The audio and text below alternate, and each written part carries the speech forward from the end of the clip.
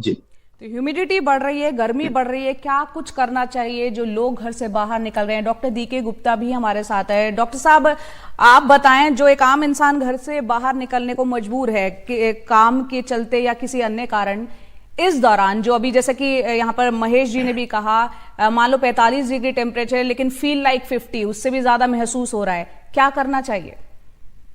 देखिए, पहले तो हमें बताना चाहिए, जय एक बहुत इंपॉर्टेंट बात है कि अवेयरनेस होनी चाहिए कि हीट वेव है, हाई इम्यूनिटीज के हमारी बॉडी पे क्या क्या सिम्टम्स हो सकते हैं और कैसे कैसे बुरा प्रभाव डाल सकती है। उसके बाद अगर अवेयरनेस होगी तो हम उसकी दूसरी अवेयरनेस होनी चाहिए कि उसके ट्रीटमेंट क्या, बचने के क्या उपाय हैं।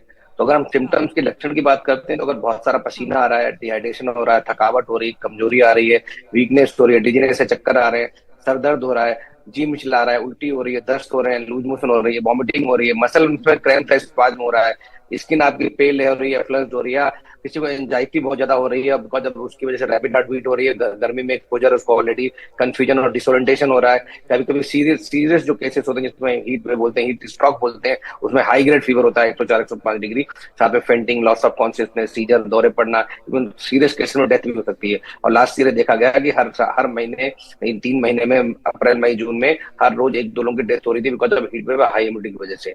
तो अगर इस सिम्टम्स बताएं तो और हमें पता है इसके क्या बचाव के, तब हम उसमें बचाव के उपाय कर सकते हैं।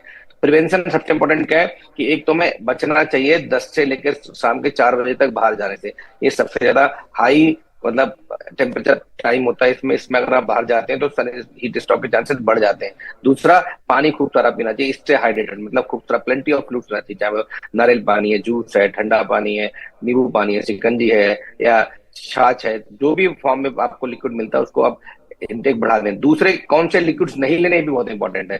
जैसे डायरोसिस होती है, मतलब यूरिन आउटपुट बढ़ जाता है, उससे डिहाइड्रेशन के चांसेस बढ़ जाते हैं। जैसे कैफीन और जो अल्कोहल है, इस तरह के ड्रिंक्स है, जो बेवरेज है जिनमें कैफीन कंटेंट होता है, टी है, कॉफी है, कार्बोनेटेड में जो फ्लूइड्स है जैसे कोल्ड ड्रिंक्स वगैरह है या अल्कोहल है, बियर है, इन सबसे हमें अवॉइड करना चाहिए।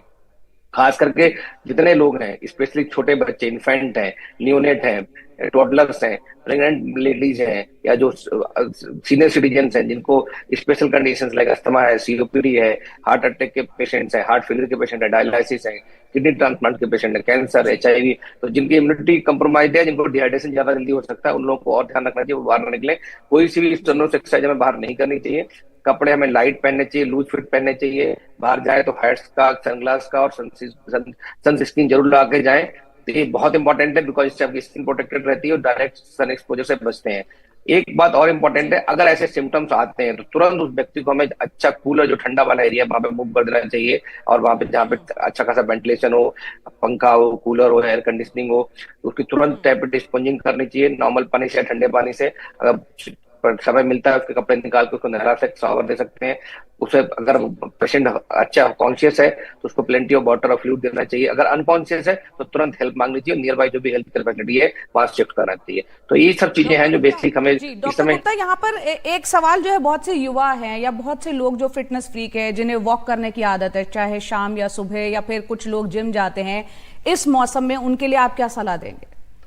देखिए, इस मौसम में जया जी, मैं फिर बोलूंगा, बार बार बोलूंगा, कोई भी स्टर्नस एक्सरसाइज बिल्कुल फुल्ली कॉन्ट्राइंडिकेटेड, मतलब बिल्कुल नहीं करनी है। आपको ब्रिस्क वॉक नहीं करनी है, आपको रनिंग नहीं करनी है, आपको जिम नहीं करना है, आपको स्टर्नस कोई सी भी एक्सरसाइज नहीं करनी है जिससे पसीना बहुत ज्यादा आए और आपको दिक्कत हो। हाँ, लाइट एक्सरसाइज कर सकते हैं, योगा कर सकते हैं। जिम वगैरह करना भी है तो मॉर्निंग आवर्स से evening hours, later evening hours में करें, और एयर कंडीशनिंग करें और खूब सारा प्लेंटी ऑफ फ्लूइड्स लेते रहें। और जैसे मैंने कुछ सिम्टम्स आ रहे हैं, ऐसे सिम्टम्स में तुरंत आपको डॉक्टर से संपर्क करना चाहिए या जिमिंग एक्सरसाइज छोड़ देनी चाहिए।